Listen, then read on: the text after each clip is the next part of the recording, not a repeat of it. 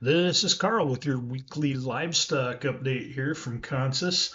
What a week it's been. Volatility, not just, every market has seen a lot of volatility here.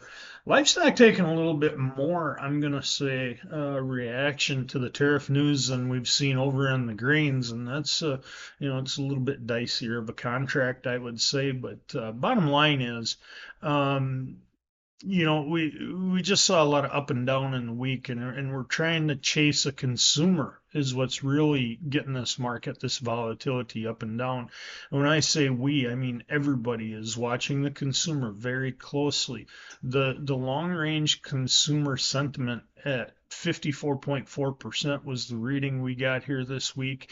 Anything below 80% is considered a recession, and that's a little bit worrisome. What I'm personally worried about as we move forward, if the market continues the way it is, we could get easily, I would say, in a stagnating market and potentially into a deflationary one. Now, that's worst case scenario. Thing is, U.S. consumers are pretty resilient. If we do see energy values back off, you will see a consumer that will stand in and continue to buy red meat. I can't explain it. I've said it here before, but you just see if a consumer has another 20 bucks in their pocket, they usually spend it going out to eat. And it's just the way it is. Um, so I think the market is hypersensitive to the economic outlooks right now, but I think we're going to be a little bit resilient to them to a part. And here's why. We're focused very heavily when it comes to tariff on the exports. Trade needs to pay a little bit more attention to the domestic side. And I think that's where the shift came towards the end of the week here, and why in the Friday session we saw the big gains up to record values on the cattle is, we're kind of same as in the grains. We're going back to a little bit of the traditional fundamentals because there just hasn't been any updates on tariffs. We're told that we're going to have some trade deals, but we're not seeing them.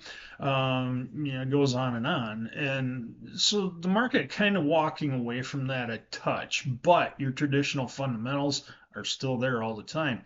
Here's the ones on livestock.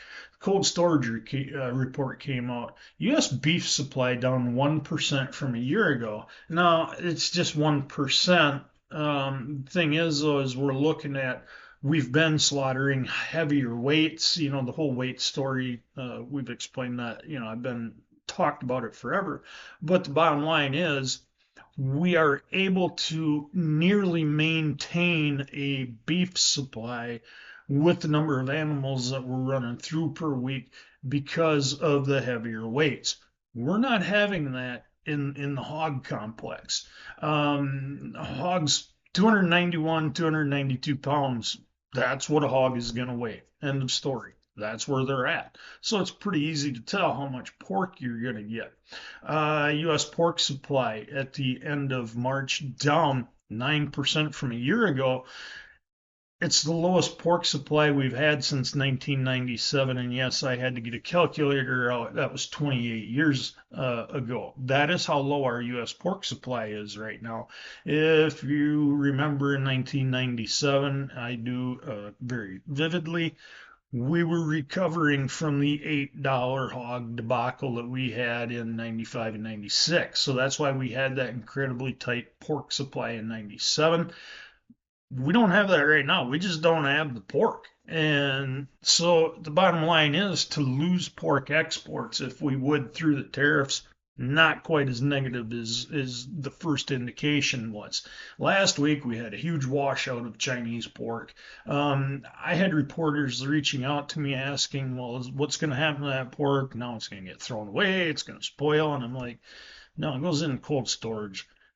They didn't even know that. And I'm putting this out because this is the stuff that's getting out in the media. We are not going to throw away pork. We're not going to throw away beef. And it's almost embarrassing that you have to say that, but apparently you do. I'll get off my soapbox now. But the bottom line is our domestic reserves are low enough that we will be able to absorb any loss of exports.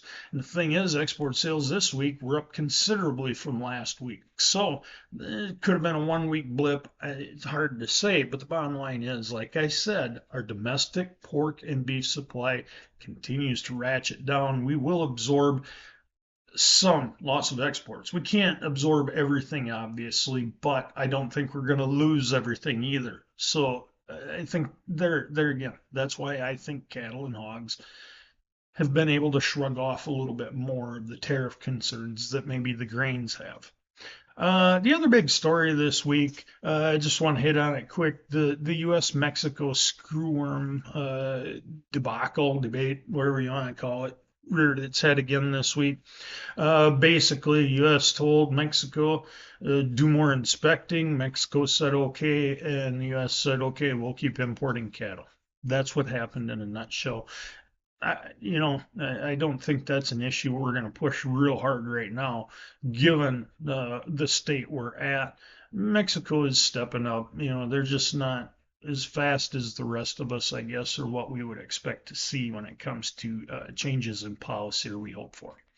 Bottom line, it was a volatile week, ended on a very strong note. We'll see what happens with economic developments and see what we get for end of week slaughter numbers. They'll start out our trade next week, and we'll be back at it again. Thank you for your time.